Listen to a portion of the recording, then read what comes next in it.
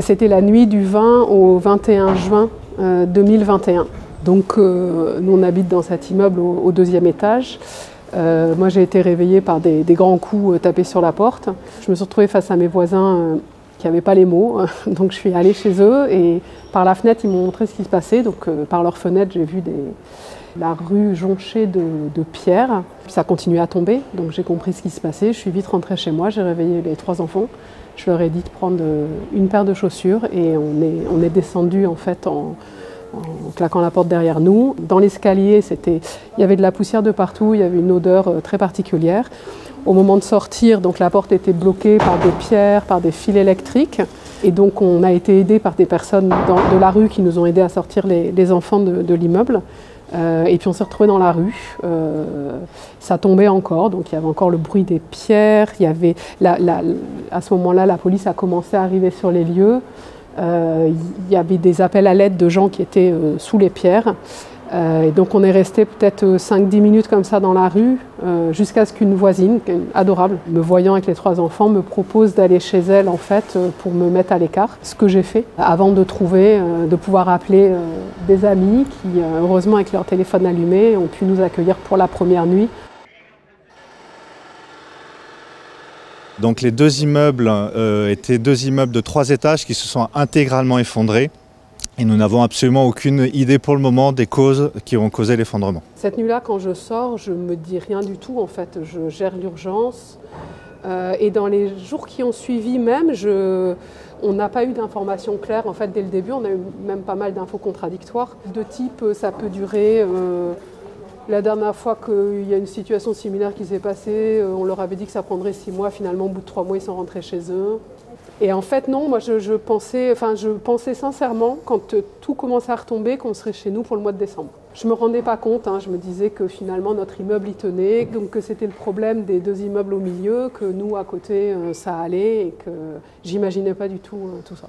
Alors suite aux effondrements, pendant 1 an, il y avait 13 immeubles qui étaient interdits d'habitation. Autant du côté des effondrements que du côté père, donc de l'autre côté.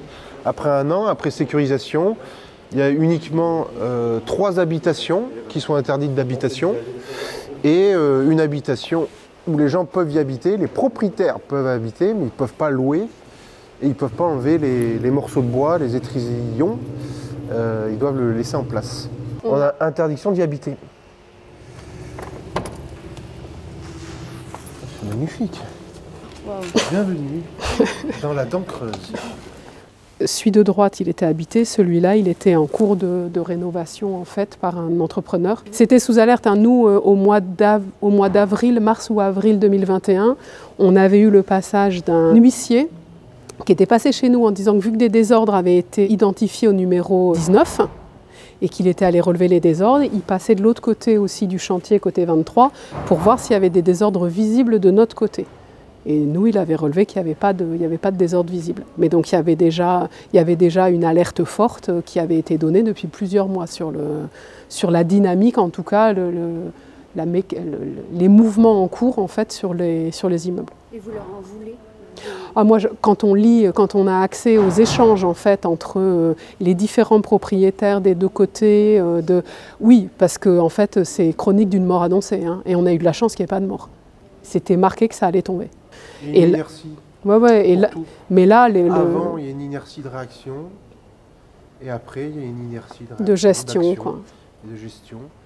On est face à des armées mexicaines.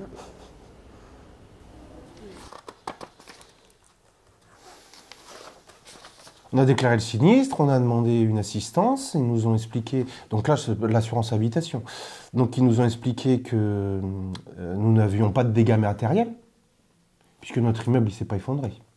Donc du coup l'assurance ne fonctionne pas puisque nous n'avons pas de dégâts matériels.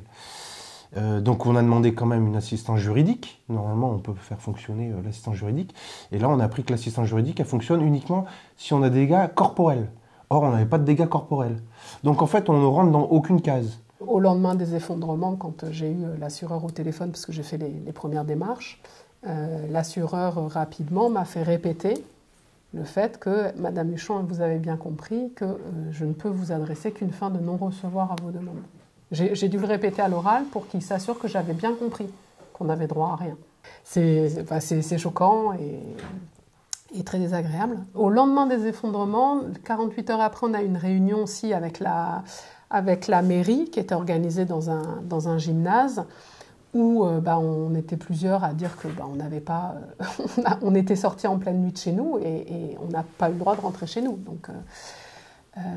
Et donc la mairie a dit bon, approchez-vous du CCAS, on va mettre en place une aide d'urgence et c'est effectivement, on a reçu une aide donc à hauteur de 50 € par enfant et 100 € par adulte. Donc moi j'étais seule avec les enfants à ce moment-là, donc j'ai eu 250 € que j'ai dépensé en une journée pour racheter des brosses à dents, des pyjamas, un doudou aux petits, l'essentiel, et les 250 € ils sont passés. C'est la seule aide en plus de 2 ans et demi qu'on ait reçue. Mais ensuite, dans les échanges et dans les interactions humaines, il n'y a pas beaucoup d'humains. Et puis de toute manière, on nous explique que le principe de l'assurance, ça fonctionne sur les responsabilités. Il faut qu'il y ait des responsabilités. Donc de toute manière, tant que les responsabilités les responsables de nos préjudices ne sont pas désignés, l'assurance ne peut pas fonctionner. En fait, aujourd'hui, on se retrouve à devoir continuer à rembourser notre emprunt donc sur un appartement que nous ne pouvons pas habiter. On doit se loger en parallèle, donc dans un nouvel appartement. Et puis effectivement, dès qu'il y a des dépenses supplémentaires liées au diagnostic de l'immeuble, à malheureusement des incidents qui arrivent et qui ne sont pas couverts, et on doit prévoir aussi des travaux sur l'immeuble. Pour l'instant, tout ça est à notre charge. Et qui plus est, la mairie a mis 6 à 9 mois à sécuriser la zone, vider la rue des déblais, sécuriser les immeubles, et elle s'est substituée au propriétaire pour le faire parce que c'était très complexe.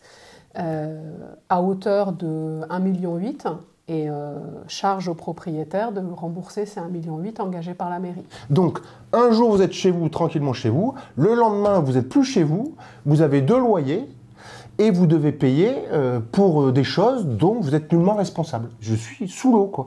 Donc moi j'ai besoin qu'on me sorte de l'eau et qu'on préfinance mes préjudices. Je ne peux pas imaginer qu'on ne soit pas remboursé, ça serait totalement injuste. Mais on nous dit que ça va durer 10 ans. Alors on doit vivre entre parenthèses pendant 10 ans, la tête sous l'eau. C'est épuisant, c'est un combat quotidien. Tous les jours, on est obligé de traiter une affaire ou un dossier afférent à cette question d'effondrement. Tous les jours. Moi, j'ai eu des problèmes de santé, j'ai eu des problèmes à la thyroïde. Ça m'a déclenché le choc et la situation a déclenché une maladie. Donc, du coup, ça m'a affaibli. Alors là, je suis en train de m'en remettre, mais ça fait 18 mois. Si je suis affaibli, eh ben, je travaille moins. Or, j'ai besoin de travailler plus pour gagner plus, pour pouvoir répondre à ces charges supplémentaires qui nous sont demandées. C'est totalement un cercle vicieux. On a un sentiment d'abord d'incompréhension, et puis ensuite, au bout d'un moment, d'injustice, de se dire c'est pas comme ça que c'est censé tourner. On a l'impression vraiment de cocher toutes les zones d'ombre, toutes les zones grises en fait dans les contrats, dans les situations.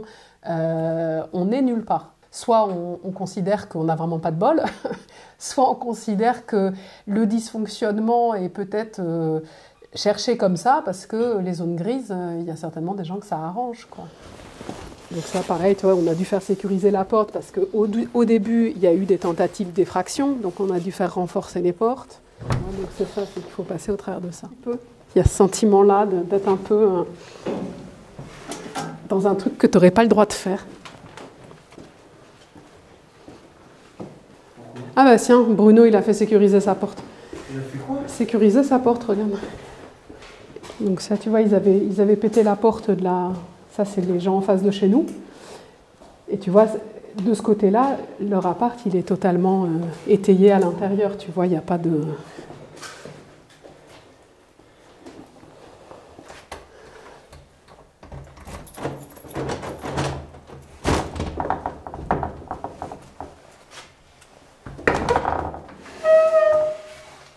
On était sur le chemin du retour des vacances de Noël quand on a été contacté par un de nos voisins qui nous a dit que une porte en fait, d'entrée dans la copropriété avait été fracturée. Nous, on était sur la route, donc d'heure en heure, on recevait les infos.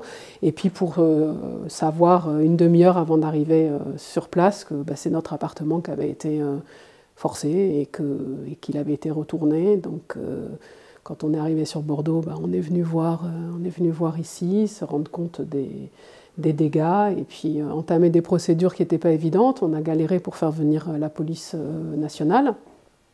Et donc ils ont marqué la télé, mais bon, ça n'a pas tellement de... Et puis ils ont vidé, tu vois, tous les tiroirs, ils ont foutu en l'air les portes, les lampes, les trucs, pour aller vite, quoi. Tout était ouvert, les tiroirs, bon, comme un cambriolage classique, quoi. Ils ont trouvé un peu d'argent, un peu de bijoux, et puis ils cherchaient les porte-monnaies des enfants aussi, donc ils ont vidé tous les trucs. Mais oui, le sort s'acharne et ça rend un peu... C'est affreux parce qu'on se prépare, on se dit la prochaine fois ce sera quoi? Donc c'est ça qui est fatigant aussi. Les policiers nous ont dit ça tout de suite, ils nous ont dit là votre porte, enfin ils ont dit maintenant qu'il y a eu un cambriolage, le problème derrière c'est le squat, donc il faut que vous fassiez sécuriser le plus vite possible parce que nous on n'a pas le droit d'habiter, mais si l'appartement est squatté, ils ne les sortiront pas. Quand on a prévenu notre assurance, j'ai demandé une intervention pour réparer cette porte, pour la sécuriser. Et quand je leur ai demandé comment ça se passait pour la prise en charge, ils m'ont expliqué qu'ils ne pouvaient pas... Il n'y aurait pas de prise en charge parce que je n'étais pas couvert contre le vol et le vandalisme dans la mesure où mon habitation n'était pas habitée depuis plus de 3 mois. Et quand ils m'ont écrit, donc ils m'ont écrit, ce qui est pas toujours le cas, mais là ils m'ont écrit en m'expliquant que j'étais pas couvert, non pas parce que j'y habitais pas, comme elle m'avait dit oralement, mais parce que le vol n'était pas pris en charge dans le cas d'une non-habitation liée à une évacuation liée aux autorités. Les immeubles sont effondrés le 21 juin 2021. 5 mois après, je lui ai écrit et je lui ai demandé comment ça se passait pour l'assurance. Est-ce qu'il fallait que je garde la même assurance, il fallait que je la change ou pas? Et donc il m'écrit le 12 novembre 2021, il m'indique « Bonjour Monsieur Huchon, nous avons interrogé la compagnie et nous devons conserver le contrat sous son support actuel. » Je suis protégé, oui, je ne me suis pas posé de questions. Surtout qu'il nous proposait un devis d'avenant dans lequel en fait il diminuait la valeur mobilière, les objets de valeur, tout ce qui était lié aux dommages électriques. Bon, il n'y a pas d'électricité, donc il ne peut pas se passer grand-chose. Mais en fait, où il diminuait aussi la valeur des objets s'il arrivait quoi que ce soit. Et donc nous, on a dit, bah non, parce que la cotisation était vraiment... Il y avait très peu d'écart, donc on est resté sur le contrat tel qu'il était avant.